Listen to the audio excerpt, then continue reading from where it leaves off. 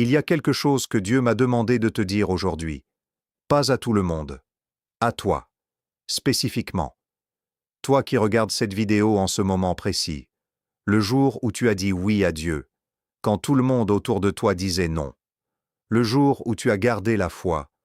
Quand tout s'effondrait et que personne ne comprenait pourquoi tu tenais encore. Le jour où tu as obéi, dans le silence, dans la douleur, dans l'incompréhension totale, sans applaudissements, sans témoins, sans validation humaine. Ce jour-là, Dieu l'a vu. Et aujourd'hui, il m'a chargé de te dire que ce temps d'épreuve silencieuse est en train de se terminer, que la saison de ta bénédiction est en train de s'ouvrir, que ce que tu as semé dans les larmes, tu vas le moissonner dans la joie. Mais avant d'aller plus loin, si tu te retrouves dans ces mots, si quelque chose dans ta poitrine vient de se serrer ou de se réchauffer en entendant ça, si tu as l'impression que cette vidéo n'est pas un hasard, abonne-toi maintenant. Active la cloche, parce que cet espace a été créé pour toi, pour celles et ceux qui se sentent différents, à part, incompris et pourtant profondément, viscéralement attirés par Dieu. Tu es exactement à ta place ici. Et maintenant, laisse-moi te raconter ce que Dieu a préparé pour quelqu'un comme toi. Tu as toujours su que tu étais différent, différente, pas d'une manière arrogante, pas d'une manière qui te rendait supérieur aux autres, mais d'une manière que tu ne savais même pas expliquer, comme si quelque chose en toi cherchait autre chose, comme si les conversations normales, les objectifs normaux, les préoccupations normales ne suffisaient jamais vraiment à remplir ce vide que tu ressentais au fond de toi. Tu pouvais être entouré de personnes et te sentir seul. Tu pouvais rire et avoir quelque chose de lourd qui pesait sur ta poitrine. Tu pouvais avoir ce que le monde appelait le succès, et savoir, au plus profond de toi, que ce n'était pas ça. Ce n'était pas de la dépression. Ce n'était pas de l'ingratitude. C'était une fin spirituelle, un appel, une fréquence que le monde ordinaire ne pouvait pas satisfaire. Et les autres ne comprenaient pas toujours. Peut-être qu'ils ont ri, peut-être qu'ils ont dit que tu exagérais, peut-être qu'ils ont essayé de t'expliquer que Dieu ça va bien, mais il faut être réaliste. Peut-être même que les gens les plus proches de toi t'ont regardé comme si tu étais naïf de croire encore. Mais toi, tu n'as pas lâché.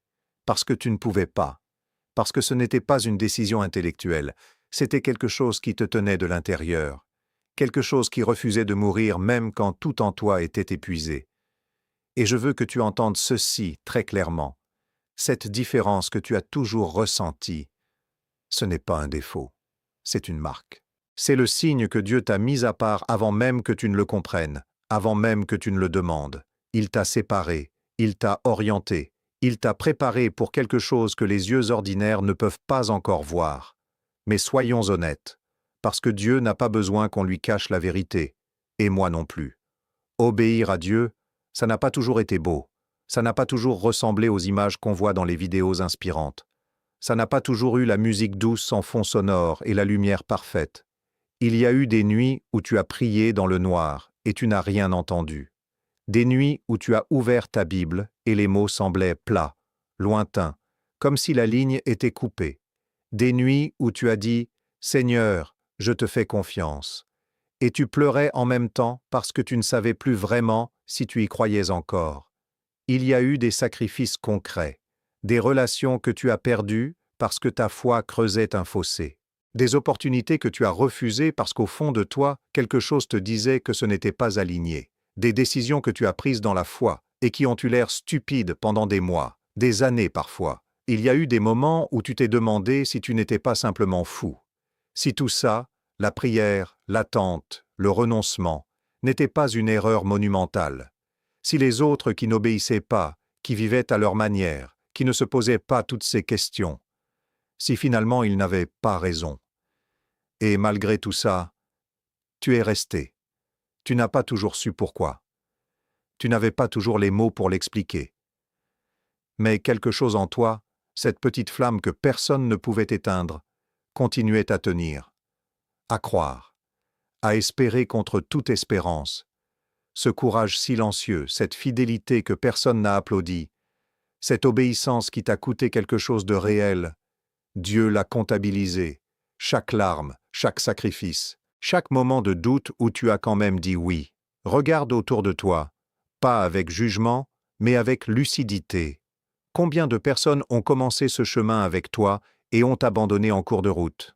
Combien étaient là au début, dans l'enthousiasme des premiers jours, dans la ferveur des premières prières, et puis, progressivement, doucement, presque sans qu'on s'en rende compte? Elles ont disparu? Certains ont dit « Dieu ne répond pas assez vite ». Et ils sont partis chercher des réponses ailleurs, dans la manipulation, dans les raccourcis, dans des promesses humaines qui brillaient plus fort mais brûlaient plus vite. Certains ont dit « c'est trop dur ». Et ils ont choisi la voie du moindre effort. Pas par méchanceté, par épuisement. Parce que l'obéissance demande quelque chose que tout le monde n'est pas prêt à payer. Certains ont dit « ça ne marche pas pour moi ». Et ils ont fermé la porte. Ils ont rangé leur foi quelque part entre leur ancienne vie et leurs nouvelles habitudes, et ils ont tourné la page. Et toi, tu es resté devant cette porte. Tu as frappé encore et encore, même quand ça semblait fermé. Tu as attendu, même quand l'attente devenait humiliante. Tu as cru, même quand croire semblait la chose la plus déraisonnable du monde. Et c'est exactement là que réside toute la différence. Parce que dans le royaume de Dieu, la fidélité n'est jamais perdue. Elle s'accumule, elle se capitalise. Elle construit quelque chose d'invisible pendant des saisons entières, et puis, au moment que Dieu choisit, elle se révèle d'un seul coup, massivement, de façon que les gens autour de toi n'arrivent pas à s'expliquer. Ce que tu as refusé d'abandonner, c'est précisément ce qui va maintenant te propulser. Les autres ont choisi la facilité immédiate. Toi, tu as choisi la fidélité durable. Et ces deux choix ne mènent pas au même endroit. Et puis, il y a ce moment. Tu sais de quel moment je parle? Peut-être que c'est un verset qui t'a sauté aux yeux un matin alors que tu ne t'y attendais pas. Peut-être que c'est une parole entendue dans un culte, dans une conversation, dans une vidéo comme celle-ci, et quelque chose en toi s'est allumé d'une façon que tu ne pouvais pas ignorer. Peut-être que c'est un rêve, un signe, une coïncidence trop précise pour en être une. Ce moment où tu as compris, pas intellectuellement, mais au plus profond de tes os, que Dieu n'avait pas oublié, qu'il n'avait pas tourné le dos, qu'il n'avait pas dit « j'ai changé d'avis pour toi », qu'il n'avait pas décidé que tu étais trop cassé, trop imparfait, trop lent pour mériter sa bénédiction. Ce moment où tu as réalisé que le silence n'était pas un abandon, que l'attente n'était pas un refus, que la traversée du désert n'était pas une punition, c'était une préparation. Parce que Dieu ne peut pas confier une grande bénédiction à quelqu'un qui n'a pas la capacité de la porter. Et il t'a préparé. Dans la douleur, dans l'obscurité, dans le silence, il sculptait quelque chose en toi. Il élargissait ta capacité. Il renforçait tes racines pour que quand la bénédiction viendrait, tu ne sois pas emporté par elle. Le déclic, c'est ça. Comprendre que tout ce que tu as traversé n'était pas contre toi. C'était pour toi.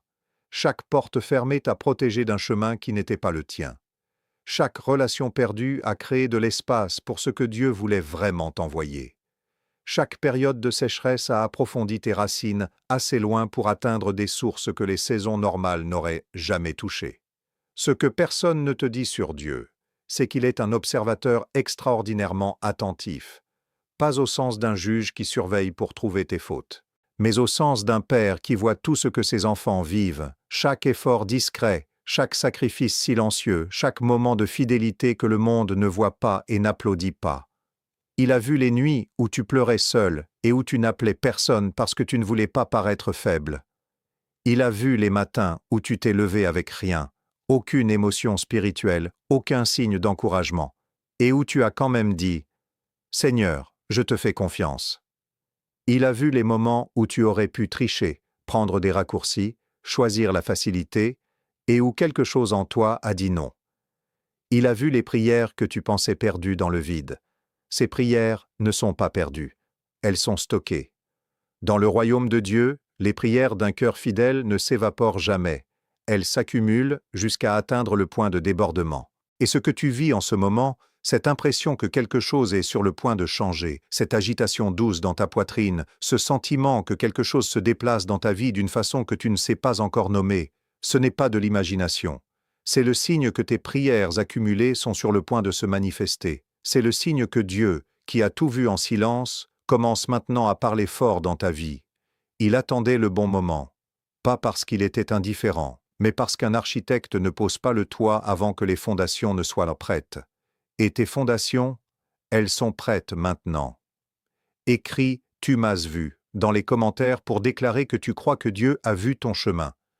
Tu n'as jamais été invisible aux yeux de Dieu. Tu as toujours été son point focal. Je vais te parler maintenant de ce qui vient, et je te demande de recevoir ces mots non pas comme une belle histoire, mais comme une parole déposée spécifiquement pour ta saison. La bénédiction qui arrive dans ta vie n'est pas ordinaire. Elle ne ressemble pas aux bénédictions que tu as vues chez les autres, parce que ton chemin n'est pas le même. Ce que Dieu prépare pour toi est taillé sur mesure pour ton obéissance, pour ton sacrifice, pour les années que tu as investies dans la fidélité quand personne ne regardait. Elle vient dans plusieurs dimensions. Dans ta situation financière d'abord, des portes vont s'ouvrir que tu n'as pas frappées. Des opportunités vont te trouver. Des ressources vont se déplacer dans ta direction d'une façon que ta logique humaine ne saura pas entièrement expliquer. Parce que quand Dieu bénit, il ne fait pas que te donner, il te place dans un flux. Et dans ce flux, les choses viennent à toi. Dans tes relations ensuite, des personnes sont en route vers ta vie, des connexions divines. Pas des relations superficielles, des alliances profondes, des gens qui voient qui tu es vraiment, qui parlent ta langue spirituelle, qui t'élèvent plutôt qu'ils ne te drainent. Dieu prépare ta tribu. Dans ta santé, dans ta paix intérieure, dans ta clarté de vision, cette confusion qui t'a épuisé pendant si longtemps, elle se dissipe. Ce brouillard commence à se lever.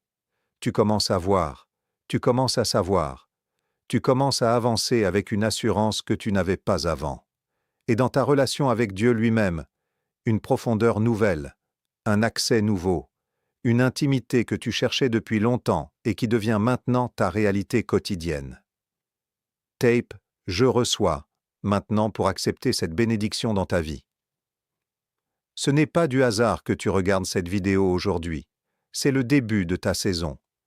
Je veux m'arrêter ici. Juste un moment. Pas pour te donner une information de plus, pas pour te faire une promesse de plus, mais pour te dire quelque chose que peut-être personne ne t'a dit récemment et que tu as besoin d'entendre. Tu es vu. Pas de manière générale. Pas dans une masse anonyme de personnes qui regardent des vidéos spirituelles.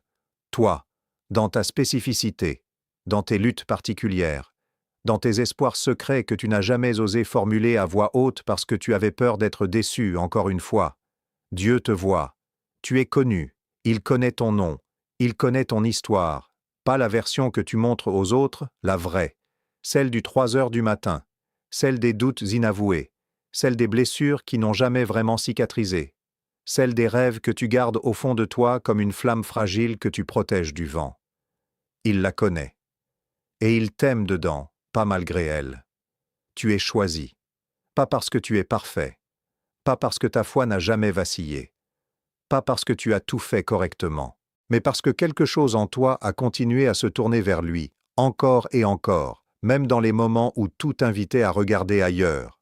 Ce choix que tu as fait, de rester, c'est aussi lui qui te choisit. C'est une conversation entre vous deux, une alliance, une reconnaissance mutuelle. Et dans cette reconnaissance, il n'y a pas de place pour la honte. Pas de place pour le sentiment d'être trop petit, trop brisé, trop en retard. Il n'y a que l'amour d'un père qui regarde son enfant et dit « Tu es là, tu as tenu, c'est tout ce que je voulais, et maintenant, regarde ce que je vais faire. » Écris « Je suis vu » dans les commentaires. Laisse cette vérité s'ancrer en toi. Maintenant, je veux que tu fasses quelque chose de concret avec moi, parce que la foi sans acte reste dans l'air, et Dieu honore les actes de foi, même les petits, même les imparfaits, même ceux qui ressemblent à pas grand-chose aux yeux du monde. Première activation. Si tu veux que Dieu brise tout ce qui a retenu ta bénédiction jusqu'à maintenant, tout verrou invisible, toute chaîne spirituelle, tout plafond de verre sur ta vie, écris 777 dans les commentaires maintenant. Le 7 est le nombre de la complétude divine. 3 fois, c'est la déclaration que tu crois en la plénitude de Dieu pour ta vie. Fais-le maintenant, pas plus tard, maintenant. Deuxième activation. Si tu crois que Dieu a préparé quelque chose pour toi dans cette saison, quelque chose de concret, de visible, de tangible, tape, j'attends ma récolte.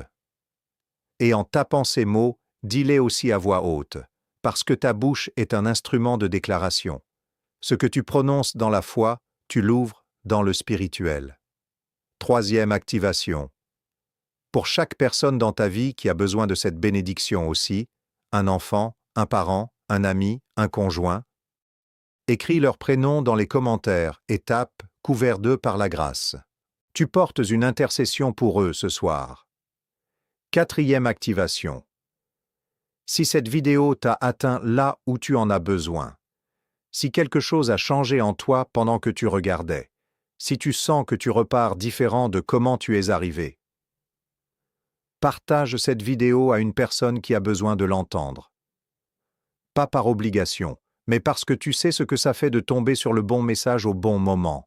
Sois ce moment pour quelqu'un d'autre. Et enfin, mets cette vidéo en favori, parce que les jours où tu doutes, les jours où la flamme vacille, tu auras besoin de revenir ici pour te souvenir de ce que tu as entendu aujourd'hui. Ce que Dieu a dit ne périme pas. On arrive à la fin de cette vidéo. Mais je veux que tu comprennes quelque chose. La fin de cette vidéo n'est pas la fin de ce que Dieu a commencé en toi aujourd'hui.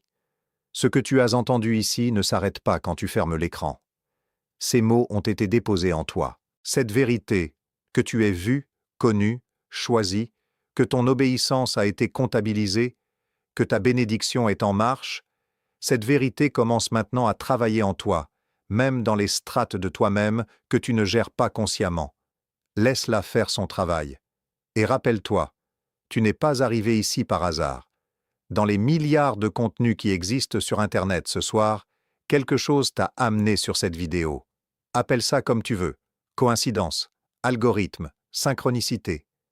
Moi, je l'appelle Dieu, parce que c'est exactement sa façon de faire.